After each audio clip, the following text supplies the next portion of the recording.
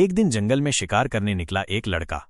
अचानक उसकी नजर एक भयंकर शेर पर पड़ी जिसका सिर इतना भारी था जैसे हजारों किलो का हो। पर सबसे चौंकाने वाली बात यह थी, लड़के ने शेर को देखकर बंदूक नीचे रख दी, क्योंकि शेर की आंखों में कोई दुश्मनी नहीं दिख रही थी। मगर तभी शेर उस पर झपटा और उसे बेरहमी से नोचने लगा। पीछे से उसके पिता ने गोली चलाई, मगर तब तक बहुत देर हो चुकी थी।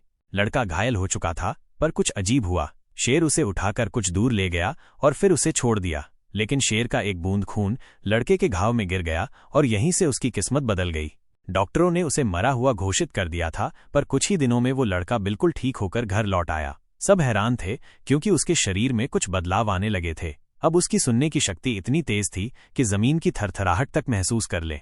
एक दिन जब एक पूरी भैंसों की झुंड उसकी तरफ आ रही थी, तो वो डर के मारे वहीं बैठ गया। लेकिन झुंड ने उसे कुछ नहीं कहा, बल्कि उनका नेता उसके सामने रुका और सम्मान से सिर झुकाया।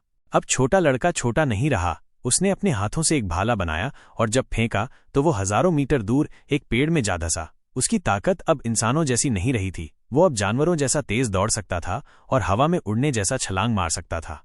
उसी जंगल में उसे कुछ शिकारी दिखाई दिए जो मासूम जानवरों की हत्या कर रहे थे।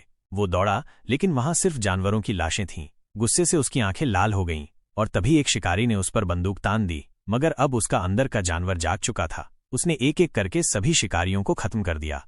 अब उसने ठान लिया था, वो जंगल की रक्षा करेगा और बुरे इंसानों को मिटा देगा। 10 साल बाद अब वो बन चुका है एक भयानक इनामी शिकारी। और इस बार उसने खुद जेल जाने का फैसला लिया, क्योंकि उसका अगला शिकार वो इंसान है जिसने पूरे जंगल को मौत में झोंक रखा है।